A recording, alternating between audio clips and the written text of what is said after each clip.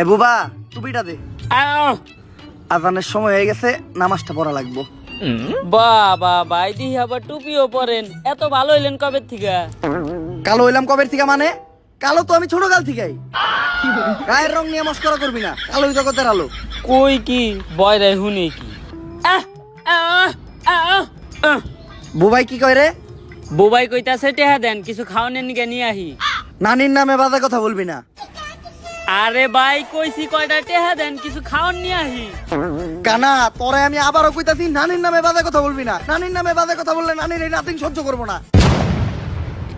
ভাই বাদ দেনছে, girls school ছুটি দেওয়ার সময় হয়েছে, লন গার্লস স্কুলের সামনে যাই। তাড়াতাড়ি লো। এইটা তো ঠিকই শুনছেন।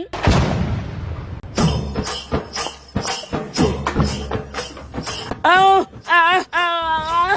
বুবা তুই কথা কয়ে পারস না, তুই কথার মাঝখানে কথা কইলি কে? এই কানা তুই কার গায়ে হাত তুলছস?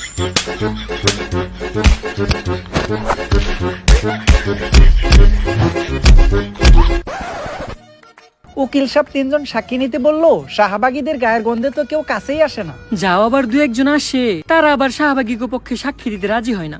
কি করা যায় বলো তো? এই দেখ দেখ, ওই যে 3 জন লোক দেখা যাইতাছে, চল ওদের সাথে গিয়ে কথা বলি। Excuse me. ভাই এনে নিশ্চিত শাহবাগী আইছে। কিরে তুই না তো এ যাস না? তুই কেমনে বললি এটা শাহবাগী আইছে? ভাই আমি চোখে দেখি না তো কি হয়েছে, নাকে তো হুঙ্গি, গন্ধ হই নাই বুঝছি যে এনে শাহবাগী আইছে। কারণ এরকম বিশ্রী পচা গন্ধ শুধুমাত্র শাহবাগী গায়ের থেকে আহে। আচ্ছা ভাইয়া, আমাদের 3 জন সাক্ষীর প্রয়োজন। তোমরা 3 জন কি পারবে আমাদের জন্য কোর্টে গিয়ে সাক্ষী দিতে? না গো, ভালো হয়ে গেছি, এখন আর নেশা পানি খাই না। টুপি পরি, 5 ওয়াক্ত নামাজ পড়ি। এই অফার অন্য কারো দিয়ে দেওগা। বললাম কি, শুনলো কি? এই ভাইয়া।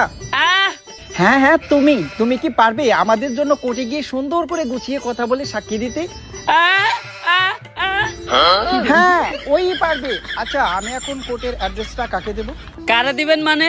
এই জায়গার ভিতরে সব থেকে ভালো চোখে আমি দেখি, অ্যাড্রেসটা আমারে দেন। ও এই জায়গা তো আমি চিনি। আরে হালার ঘর হালা, মোবাইলটা আগে সোজা করে ধর।